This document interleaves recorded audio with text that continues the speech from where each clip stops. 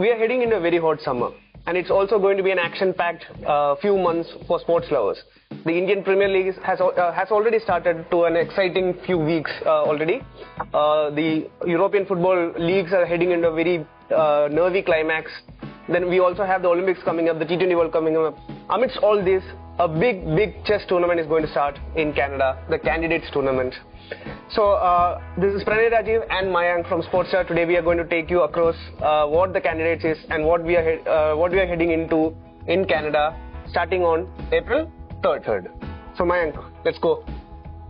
So again, Pranay, before we start, we should have to talk about what Candidates is. So Candidates is a challenger tournament, a 8-player tournament which gives an opportunity of the winner to challenge the current world champion. For the 8-player men, or rather open category, the winner will play the current reigning champion, Ding Liren of China. And for the women, it's Zhu Wenjun. So it's going to be a clash of youngsters and the guys and the girls who have already proved themselves. So it's going to be a exciting affair of 20 days with some great chess, with some exciting battles coming up. Yeah. Speaking about the tournament, we have to talk about the format. It's a double round-robin format where each player gets to play against the other 7 players, both in white as well as in black. So that gives a player 14 matches, or 14 rounds will be there. And we have separate time controls for both the open section as well as the women's section.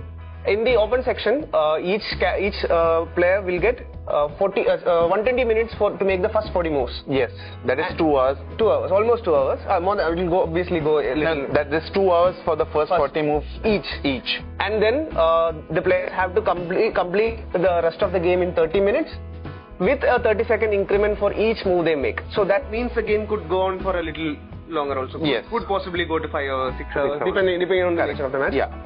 In the women's section, it's a little different.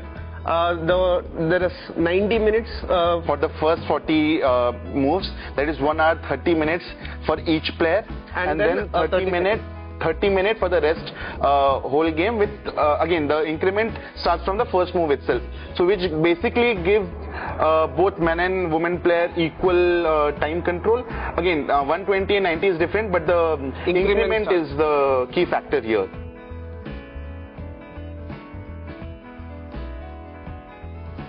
The excitement about the Candidates Tournament is because there are not 1, not 2, but 5 Indians who will be featuring in the tournament in Canada. Speaking about the 8-player open tournament, open category, Fabiano Caruana, Ian Nepomniachtchi, the 2-time Candidates winner, and Hikaru Nakamura, the world number 3 in FIDE ELO rating. Apart from that, Frenchman, Iranian, and who turned his nationality to France, Alireza Firouzja, the 20-year exciting talent, will also be there. The dark horse could be Nijat Abbasov of Azerbaijan, the guy who went on a winning streak in World Cup. Talking about the 3 Indian players in the open category, Vidit Gujrati, Gukesh and Pragnananda will be featuring in the open category. In women's category, Alexandra Goryachkina, Anna Muzichuk, Nurgul Salimova, Tan Zongi, Lee Tenji, apart from 2 Indian players, that is experienced Koneru Hampi, and youngster, the sibling of Pragnananda, R. Vaishali, will be featuring in the women's category. Yeah. Speaking about the Indian interest, this is the first time India is having someone other than Anand representing the country at the Candidates. It's a very big deal, and it's not just one person. Like you mentioned, it's 5. Let's quickly go through how they have qualified for this tournament.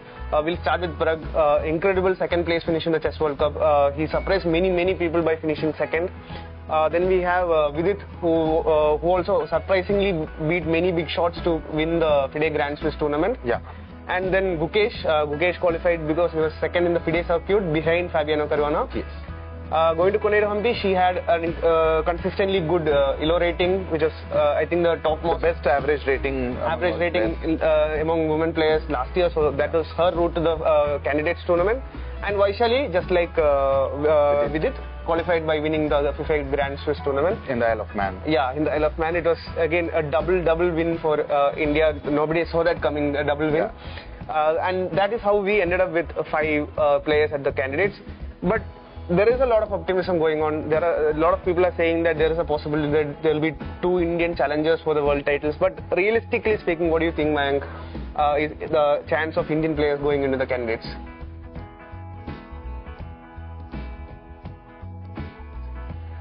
It's going to be quite tough for all 5 players, although it's quite exciting that we'll have 5 players. That means we'll have mathematically more chances of seeing someone apart from Vishwanathan Anand to play the World Championship game. But it's not going to be easy. It's the first time, and we could say that perhaps we can gain some experience there, some exposure which we needed after the exploits of Vichy over the years. But as far as the Indian challenge is concerned, I would feel that in all 5 players, I would feel Pragnananda has an outside chance in open category, and we could not let go of Koneru Hampi.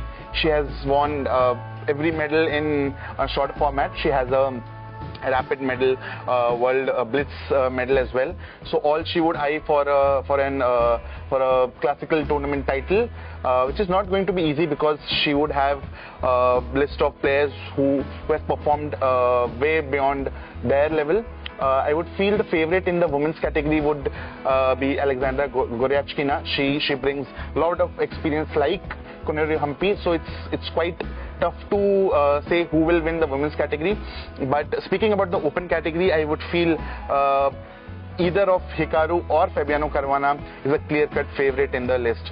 Caruana, who has already played the candidates before and won the tournament and has played the World Championship against Magnus and came literally close to win the title. Although he had a slump in recent years, but he has fought back. And the form he is having right now, I would feel he's clear-cut favorites in the men's category. Another talking point which we have to touch upon is, of course, the absence of Magnus Carlsen. Magnus is one of the greatest chess players of all time. I think we can all agree to it. One of the strongest players, the greatest ELO rating also. The highest ELO rating, yes. And like apart from that, if we consider someone like Garry Kasparov, like people always debate about the GOAT battle. Was it Garry Kasparov or is it Magnus Carlsen? So it's tough to differentiate between Bobby Fischer and what is book. So Bobby Fischer is also there. So okay, we won't go to that part. So speaking about why Magnus is not playing and why Magnus would not challenge, like first he relinquished his title, and why? Okay, where is Magnus? Simple question. Magnus is probably drinking beer and partying with someone out there. He doesn't. The core reason why he is not playing, going to Canada, is because he doesn't like the way the tournament is formatted, or the classical format itself, the time structure of the tournament, and the long drawn-out nature of the classical chess format. He prefers a shorter format, and in recent years he has started drifting on to chess 960 under the Bobby Fischer invention. Freestyle chess, as we know that. He feels that the classical format of the game has become too entrenched with opening formations and the opening moves. It's rigid and it's structured very much into the opening moves. Also, it's about exhaustion. Like he has been in this cycle for over years. He has won 5 different championships. So he has had to prepare for the championship with his set of trainers differently. And before that, he has to either play or defend the title. Again, by playing candidates or by defending title. Again, he'll have to seclude himself and do all this, hard work again and again. So sometime after achieving everything a man could achieve in his sport, again it's evident, or it's quite natural that you will feel that you have achieved everything. You don't have anything new to achieve. So that's the sole reason why he participated in World Cup and won the title as well, because he didn't had the World Cup title. But now, again, in the absence of Magnus, it would be really exciting to see who will come up and who will challenge the title against Dinglasian in the open section. In addition to the priced World Championship final spot, I would also want to add the incredible prize money at stake here. For the winner of the men's section, you get 48,000 euros. in addition to 3,500 euros you make for every half point you make. That's also something we have to touch upon.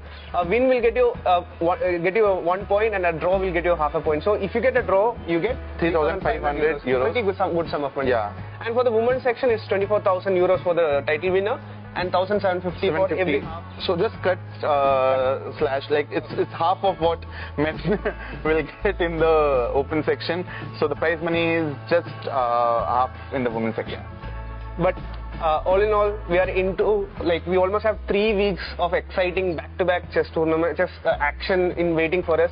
The only sad part for us is that it's happening in Canada, so the time difference. Yes. Like us, who will be covering the tournament from here in Chennai, a lot of Indian fans will also spend a lot of sleepless nights. Yes. So in case you want to catch up on anything at any point in the late night, we'll be there for you. We'll be providing you all the updates. Follow Sportstar for more such Candidates 2024 updates. Thank you.